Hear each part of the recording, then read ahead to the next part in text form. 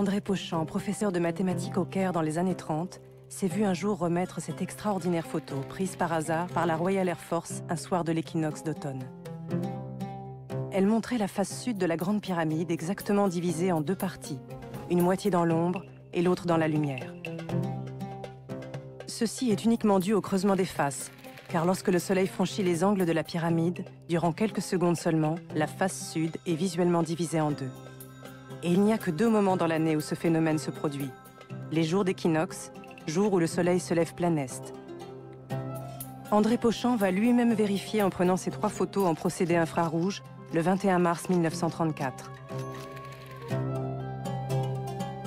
Si dans un logiciel d'architecture, vous replacez la pyramide avec sa forme et ses dimensions précises, et à ses coordonnées géographiques exactes, alors vous verrez aussi ce phénomène se produire au moment des équinoxes. À l'époque de Pauchan, on a rétorqué que le revêtement n'existait plus, et qu'à l'origine, il n'était pas creusé comme on le voit sur la pyramide de Képhren. Ce qui est vrai, à la différence près que la pyramide de Képhren n'est pas creusée sous son revêtement.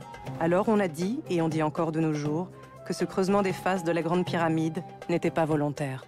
Ce n'est pas du tout une volonté préméditée, c'est un accident tout à fait mineur d'ailleurs, dû à la structure même de ces monuments. Traduction, c'est purement accidentel. Pendant la construction, la Grande Pyramide se serait tassée sur elle-même en créant ce renfoncement, qui aurait ensuite été masqué par un revêtement plat, puis, lorsqu'il s'est effondré, la pyramide se serait mise alors, par hasard, à indiquer les équinoxes. Voici ce qu'en pensent les professionnels. Pour moi, c'est inconcevable qu'elle se casse à l'arrière dans une direction, mais aussi dans une autre en angle droit. La fission aurait été en 4 parties, ce qui n'est pas naturel. On peut imaginer qu'elle se fissure en 2, mais pas en 4. Et si tel avait été le cas, il y aurait eu des désordres dans la maçonnerie qui se seraient vus à l'intérieur, ça aurait fait des fissures partout. C'est sûrement une chose volontaire. C'est certainement une volonté de l'architecte. De nos jours, d'autres affirment encore, malgré le creusement de la structure, que le revêtement était parfaitement plat, donnant comme preuve les quelques blocs encore en place sur la face nord de la Grande Pyramide qui ne sont pas creusés. Le problème, c'est que ces blocs ne sont visiblement pas à leur emplacement d'origine, car si on prolonge leur pente, on heurte rapidement les blocs plus hauts, ce qui ne devrait pas être le cas. Si, selon les professionnels, creuser les faces de la Grande Pyramide ne pouvait être que volontaire, et si ce creusement indique les équinoxes, on pouvait raisonnablement penser que c'était pour cette raison qu'on avait compliqué la construction.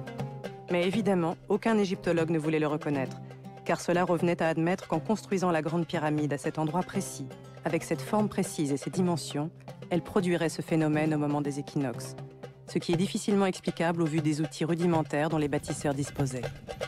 J'entrais alors nez au vent et sans le savoir dans le 2e sujet tabou de l'égyptologie, l'outillage des bâtisseurs.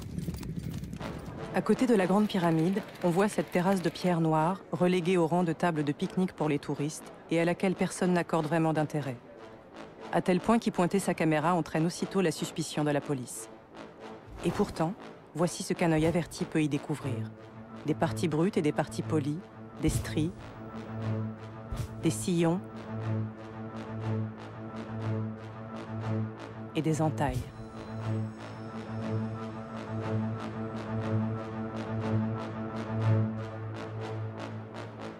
Ces images m'ont hanté.